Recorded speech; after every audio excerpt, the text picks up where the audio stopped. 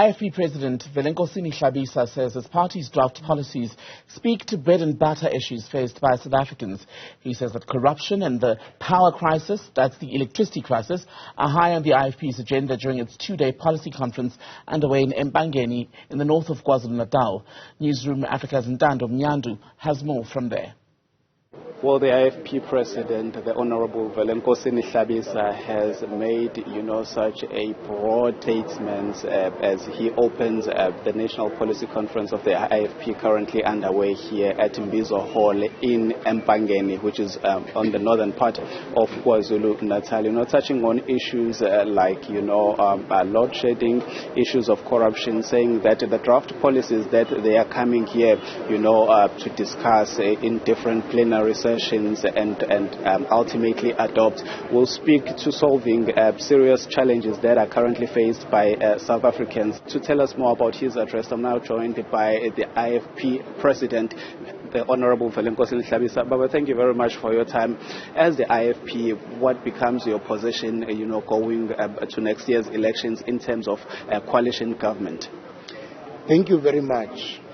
As I said in my opening remarks, the IFP remains an autonomous political party. We have been in existence since 1975 and we have participated in all elections since 1994.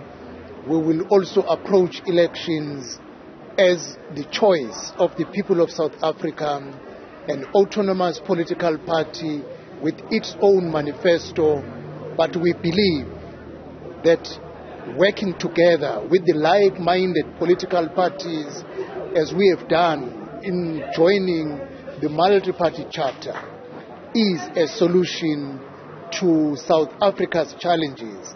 The truth, coalition has come to stay in South Africa, and we better prepare to avoid a catastrophe as we see in COJ and other municipalities which are not stable.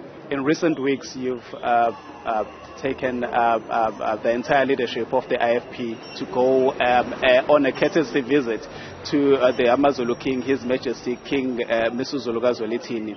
With the recent developments with the court judgment, setting aside his recognition by the country's president, as the IFP, how are you viewing that, and what becomes your response to those developments? The IFP noted the court judgment done by the Pretoria High Court in relation to the position of the king of the Zulu nation. As the IFP, when we looked at the judgment, it points nowhere Prince Mangosuthu Buthelezi went wrong in the process leading to the identification of the king. Now that the court pointed at the President of the Republic that there are things he ought to have done, we feel the IFP should give a space to the royal family and the President to resolve the issues pointed out by the court of law. Thank you very much. Thank you very much.